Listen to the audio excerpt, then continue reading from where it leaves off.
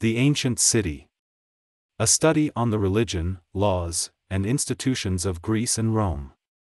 Numa Denis Fustel De Coulanges. Book 3rd, The City. Chapter 17, The Omnipotence of the State. The ancients knew nothing of individual liberty.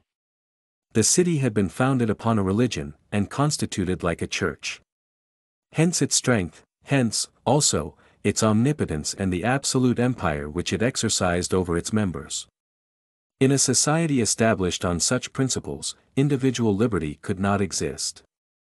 The citizen was subordinate in everything, and without any reserve, to the city. He belonged to it body and soul. The religion which had produced the state, and the state which supported the religion, sustained each other, and made but one. These two powers, associated and confounded, formed a power almost superhuman, to which the soul and the body were equally enslaved.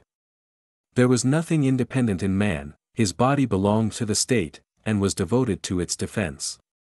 At Rome military service was due till a man was 50 years old, at Athens till he was 60, at Sparta always. His fortune was always at the disposal of the state. If the city had need of money, it could order the women to deliver up their jewels, the creditors to give up their claims, and the owners of olive trees to turn over gratuitously the oil which they had made.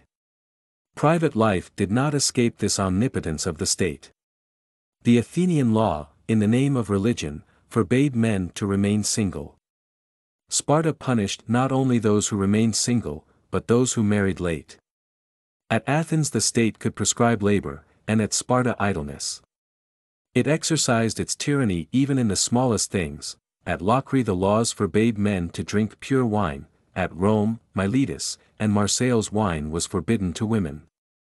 It was a common thing for the kind of dress to be invariably fixed by each city. The legislation of Sparta regulated the headdress of women, and that of Athens forbade them to take with them on a journey more than 3 dresses. At Rhodes and Byzantium the law forbade men to shave the beard. The state was under no obligation to suffer any of its citizens to be deformed.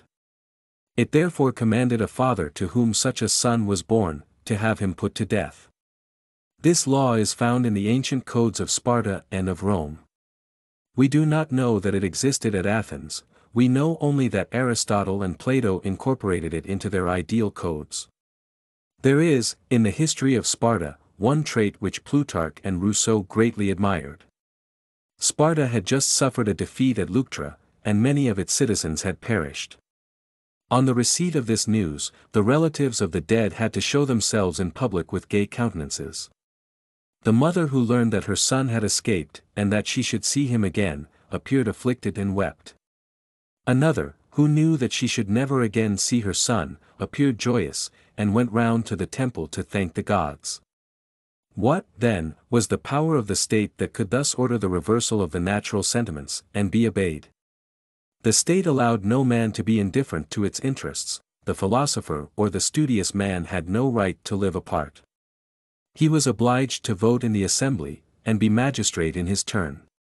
At a time when discords were frequent, the Athenian law permitted no one to remain neutral. He must take sides with one or the other party. Against one who attempted to remain indifferent, and not side with either faction, and to appear calm, the law pronounced the punishment of exile with confiscation of property. Education was far from being free among the Greeks. On the contrary, there was nothing over which the state had greater control. At Sparta the father could have nothing to do with the education of his son. The law appears to have been less rigorous at Athens. Still the state managed to have education in the hands of masters of its own choosing. Aristophanes, in an eloquent passage, shows the Athenian children on their way to school. In order, distributed according to their district, they march in serried ranks, through rain, snow, or scorching heat. These children seem already to understand that they are performing a public duty. The state wished alone to control education, and Plato gives the motive for this. Parents ought not to be free to send or not to send their children to the masters whom the city has chosen, for the children belong less to their parents than to the city. The state considered the mind and body of every citizen as belonging to it, and wished, therefore, to fashion this body and mind in a manner that would enable it to draw the greatest advantage from them. Children were taught gymnastics, because the body of a man was an arm for the city, and it was best that this arm should be as strong and as skillful as possible.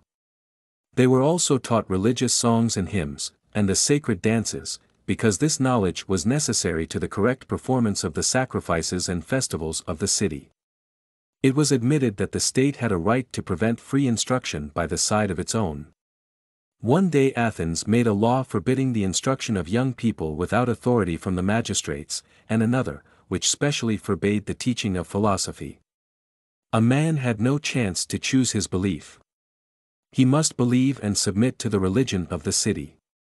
He could hate and despise the gods of the neighboring city. As to the divinities of a general and universal character, like Jupiter, or Cybele, or Juno, he was free to believe or not to believe in them, but it would not do to entertain doubts about Athene Polias, or Erechtheus, or Cecrops. That would have been grave impiety, which would have endangered religion and the state at the same time, and which the state would have severely punished. Socrates was put to death for this crime. Liberty of thought in regard to the state religion was absolutely unknown among the ancients. Men had to conform to all the rules of worship, figure in all the processions, and take part in the sacred repasts. Athenian legislation punished those by a fine who failed religiously to celebrate a national festival. The ancients, therefore, knew neither liberty in private life, liberty in education, nor religious liberty. The human person counted for very little against that holy and almost divine authority which was called country or the state. The state had not only, as we have in our modern societies, a right to administer justice to the citizens, it could strike when one was not guilty, and simply for its own interest.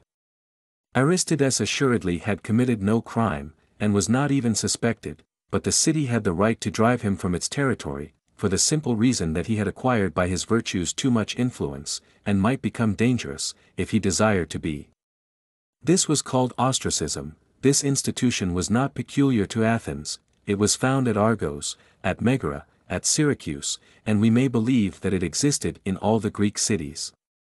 Now, ostracism was not a chastisement, it was a precaution which the city took against a citizen whom it suspected of having the power to injure it at any time.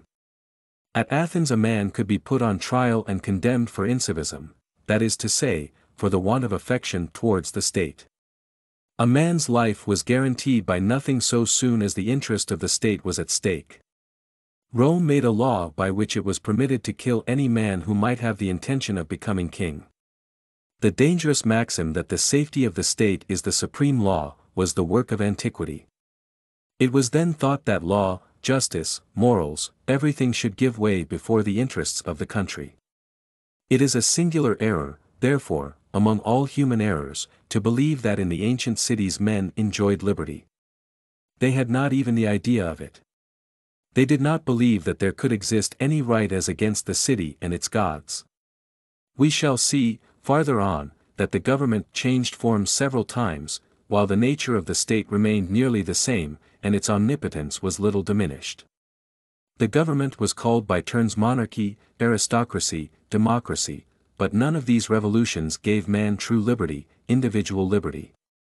To have political rights, to vote, to name magistrates, to have the privilege of being archon, this was called liberty, but man was not the less enslaved to the state. The ancients, especially the Greeks, always exaggerated the importance, and above all, the rights of society. This was largely due, doubtless, to the sacred and religious character with which society was clothed in the beginning.